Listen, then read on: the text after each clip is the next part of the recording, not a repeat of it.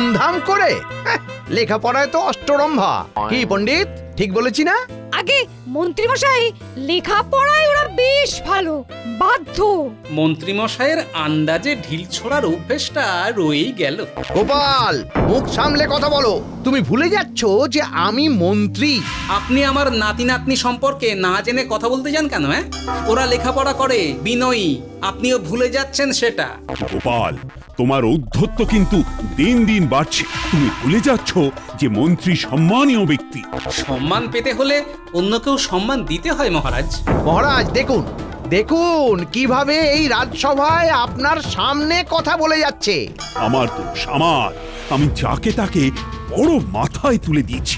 যাকে মাথায় তুলেছি তাকে এবার মাথা থেকে নামানোর সময় হয়েছে।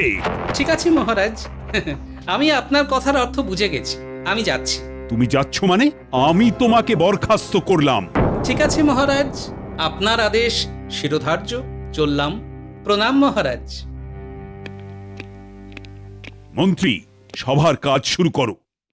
ও, এত সহজে যে আপদ বিদায় হবে সেটা ভাবিনি। হ্যাঁ মহারাজ, সভার কাজ শুরু করছি তাহলে। আজ সভার বিষয় পণ্ডিতের পাঠশালায় সরস্বতী পুজো। ধন্যবাদ মন্ত্রীমশাই।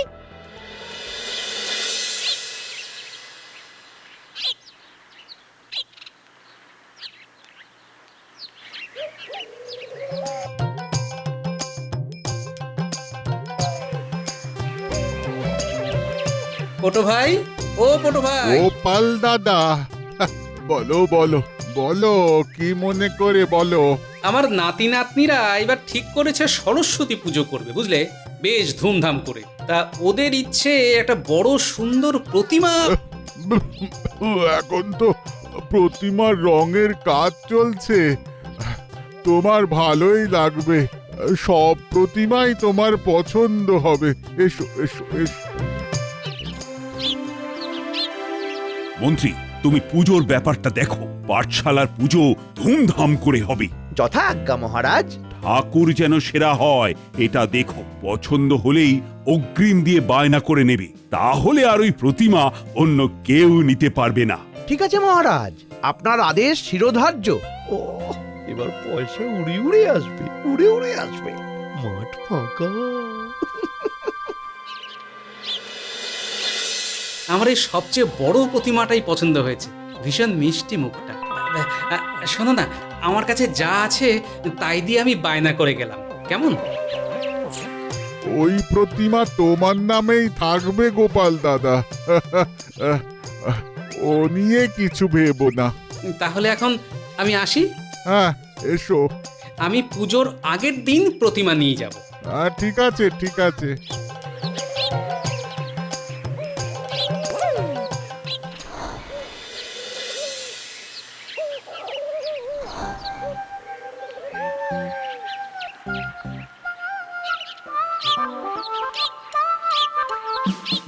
এই যে আমার বানর সেনা, পুজো হচ্ছে এবং খুব ধুমধাম করে।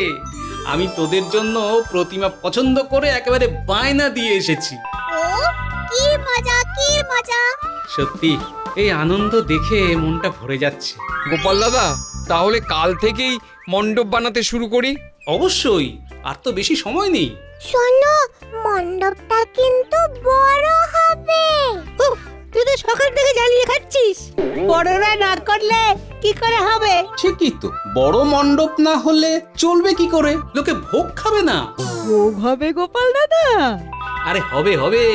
কড়াইশুঁটির খিচুড়ি, সাথে আলু, ফুলকপি, টমেটো, তার সাথে বেগুনি আর পুঁই শাক আলু দিয়ে তরকারি, কুলের চাটনি, আর শেষ পাতে ভোলা ময়রার দোকানের সরভাজা। কেমন, হ্যাঁ? বাবা, এ তো রাজসযোগ্য গোপাল দাদা। এ তো অনেক খরচের ধাক্কা। কে সামলাবে? যার সামলাবার কথা তিনিই সামলাবেন। ও, তার মানে মহারাজ সাহায্য করবেন? আমি জানতাম তোমাদের গোপাল দাদুর কথা মহারাজ ফেলতে পারেন না। হ্যাঁ, সে তো জানি। আমাদের গোপাল দাদা মহারাজের কত উপকার করেছে সেটাকেও তো মাথায় রাখতে হবে নাকি? এগুলো কোনো কথা হলো গুলটের মা? আমি হলাম রাজকর্মচারী, আমার কাজই হলো মহারাজকে সাহায্য করা। মহারাজকে তো কোনো অবস্থাতেই ছোট করা যাবে না। নাও নাও, তাহলে শুরু করে দাও তোমাদের পুজোর বাজার। না, বাচ্চাদের কিছু বলা যাবে না। আমার জমানো যা আছে তা দিয়েই মায়ের পুজো করব।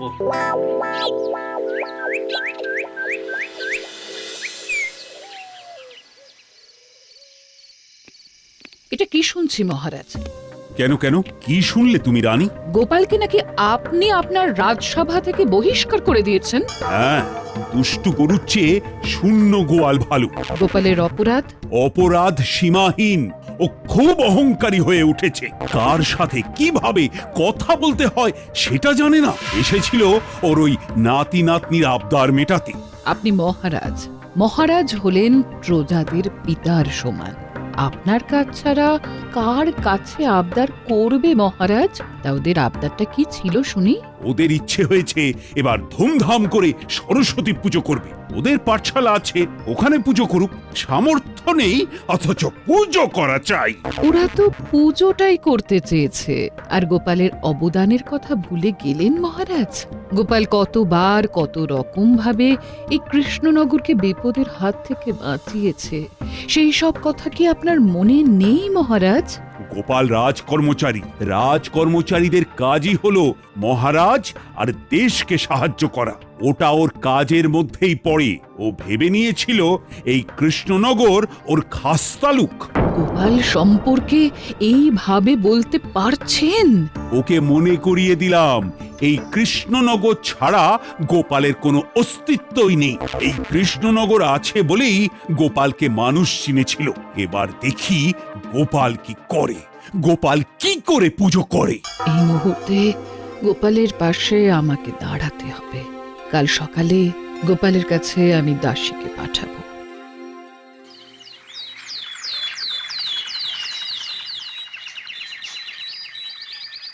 গিন্নি, ভাত দাও। আজ একটু তাড়াতাড়ি বেরোতে হবে, বুঝলে? কাজের খুব চাপ। বলি এত সকাল সকাল? মহারাজের আদেশ। নাও নাও নাও, ভাত বাড়ো, ভাত বাড়ো। তুমি বসো, আমি খাবার নিয়ে আসছি। হ্যাঁ, না, কাউকে বুঝতে দেব না। মহারাজকেও ছোট হতে দেব না। বাবা বাবা খুব বড় করে মণ্ডপ বানাবে। হ্যাঁ, ওরে বাবা, বানাবো। কাল তো বলেছি। আর তাছাড়া গোপাল দাদা যখন বলে দিয়েছে তখন আর চিন্তা কিসের? বাবা মণ্ডপ বানাতে কতক্ষণ লাগবে? দুপুরের মধ্যে বাঁশ বাঁধা হয়ে যাবে, আর কাল কাপড় লাগিয়ে দেবো, ব্যাস। যাই, বিজ্ঞানীর সাথে একবার দেখা করে আসি। সকাল সকাল না গেলে বিজ্ঞানীর দেখা পাবো না। আরে, মন্ত্রীমশাই না?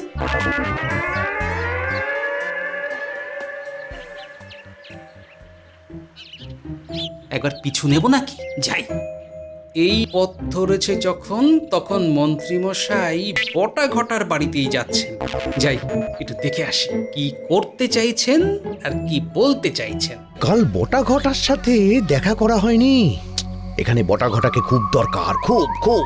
কম মূল্যে বেশ খাটিয়ে নেওয়া যায়। তাড়াতাড়ি কথাগুলো বলে আমাকে আবার রাজসভায় যেতে হবে।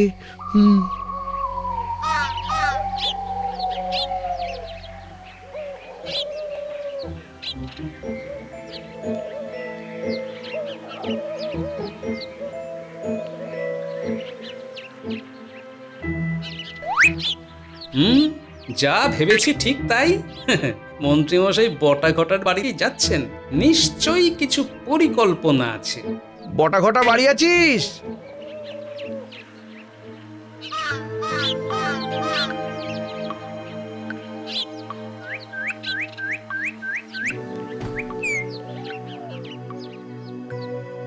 কি ব্যাপার মন্ত্রী মশাই, এত সকালে?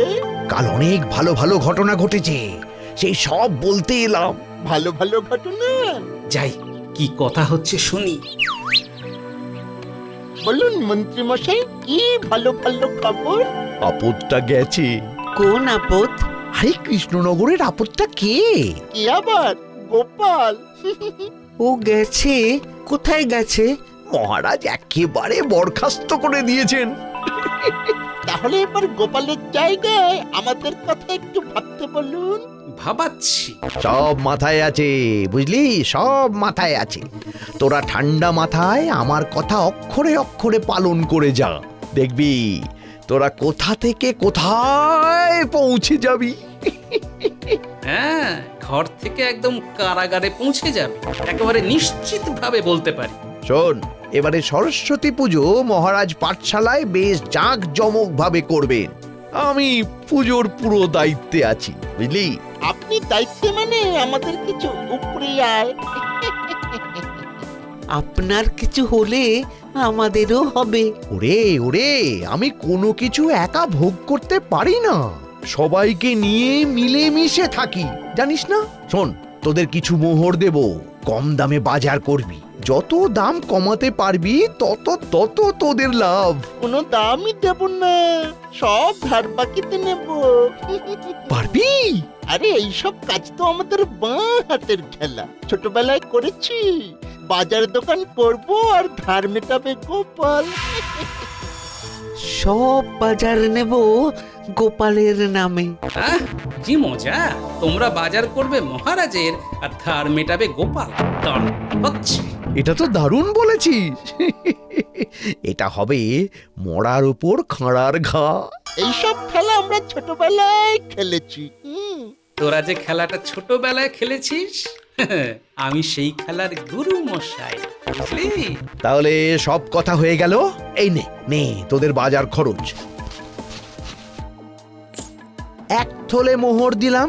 এবার পোটোপাড়ায় যাব, প্রতিমা পছন্দ করে বায়না দেব, তারপর রাজসভা। যাওয়াচ্ছি।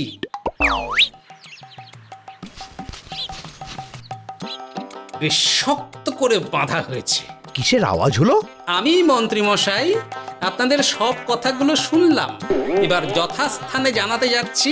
আপনি একটু অপেক্ষা করুন। হ্যাঁ, আমি সবাইকে নিয়ে আসছি।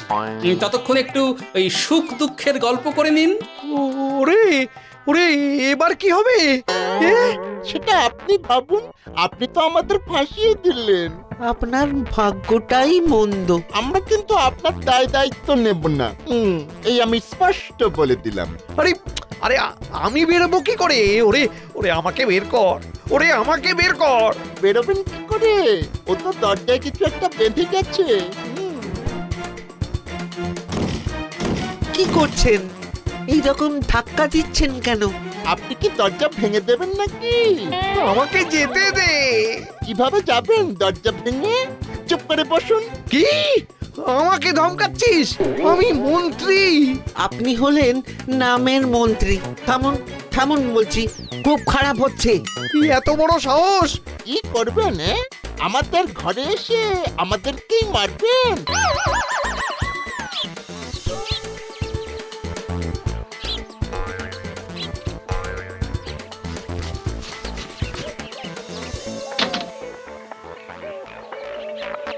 কি এসব কি? সেনাপতি, এই এড়েটাকে আগে ধরো। যত নষ্টের মূল ওই এড়েটা, তারপরে এই গোবৎস দুটোকে। মহারাজ, আমরা আপনার নিরপরাধ। হ্যাঁ, আমি শুনেছি, গোপাল আমাকে সব বলেছে। একেবারে ধোয়া তুলসী পাতা নও তোমরা। মানছি মানছি, আমরা গোপাল দাদার নামে অনেক কিছু খারাপ বলেছি, আমাদের অপরাধ হয়েছে। এই অপরাধটা শুধু এই মন্ত্রী মশাইয়ের জন্য। বাবা বাবা বাবা, এখন সব দোষ আমার। চুপ, কোনো কথা নয়। তোমার কথার উপর ভিত্তি করে আমি গোপালের মতো রত্নকে হারাচ্ছিলাম। এই বটা ঘটা, তোমাদের অপরাধ আমি মাফ করে দিতে পারি যদি সমস্ত রাস্তা এই মন্ত্রীকে তুকালে চড় মারতে মারতে নিয়ে যেতে পারো। এটা আমরা খুব খুশি মনে করব। চড় মারতে আমাদের খুব ভালো লাগে। মহারাজ, ক্ষমা ক্ষমা মহারাজ। চুপ! মহারাজ, যতই হোক আমাদের এই কৃষ্ণনগরের একটা সম্মানীয় পদে আছেন আমাদের মন্ত্রী মশাই, তার তো একটা সম্মান আছে। চড় মারতে মারতে নিয়ে যাওয়াটা খুব খারাপ হবে মহারাজ। তুমি বলছো? হ্যাঁ মহারাজ, আমি বলছি, অন্য কিছু শাস্তি দিন। ঠিক আছে ঠিক আছে, মন্ত্রীকে কি শাস্তি দেব সেটা আমি পরে ঠিক করব। আপাতত কারাগারে থাকুক বটা ঘটার সাথে। তোমাদের এই দুর্নীতির পাঠশালা তো এই খড়ের চালার ঘরেই তো হতো। বটা ঘটার খড়ের চালা, দুর্নীতির এই পাঠশালা।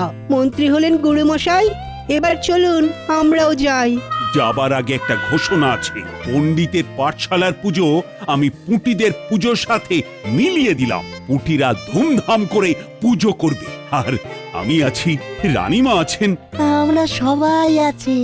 সেনাপতি কি গো, অপরাধীদের কোমরের দড়ি বেঁধে নিয়ে চলো। ক্ষমা ক্ষমা ক্ষমা মহারাজ, এবারের মতো ক্ষমা করে দিন। ভ্যাঁ করে কেঁদে ভাসান আমাদের এই মন্ত্রী মশাই। আমও গেল, ছালাও গেল, ভাগ্যে জুটলো শুধু ছাই।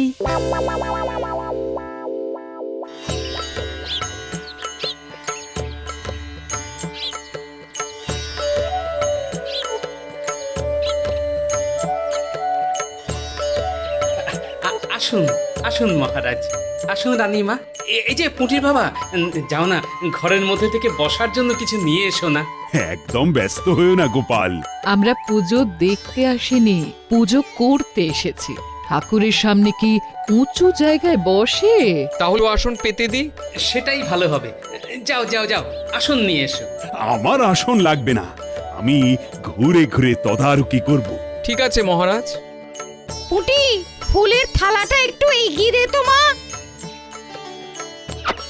এই নিন পণ্ডিত মশাই।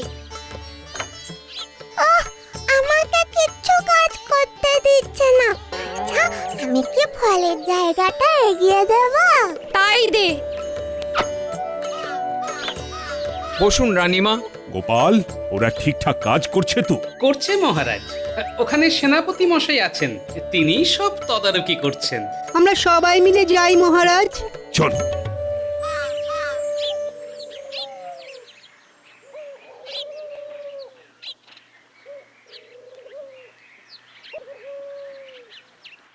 খুব সুন্দর মণ্ডপ হয়েছে। রানীমা, আমরা সবাই মিলে সাজিয়েছি, আর মণ্ডপ করেছে বাবা। কই মন্ত্রী কই? মন্ত্রীর মন ময়লা, তাই ভাঙছে না কোন কয়লা। আর বটা ঘটা কোথায়? ওই যে ওই কোণে।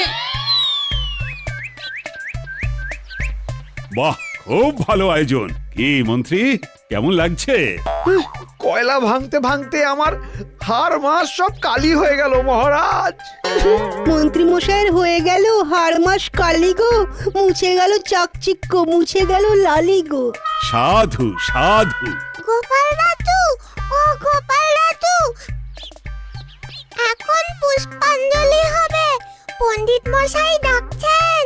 চলুন সবাই মায়ের পায়ে অঞ্জলি দিয়ে প্রার্থনা করি। চলো চলো।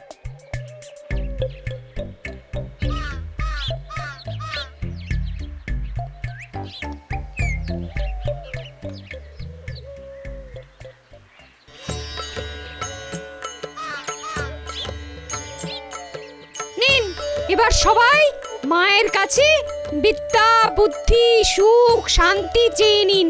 অবিদ্যা যেন আপনাদের কাউকে ছুঁতে না পারে। আর বাচ্চারা, তোমরা মায়ের কাছে জ্ঞান বুদ্ধি চেয়ে নাও। বলো, মা আমাকে জ্ঞান দাও, বুদ্ধি দাও, আমাকে মানুষ করো। বিদ্যাং দেহি নমস্তুতে।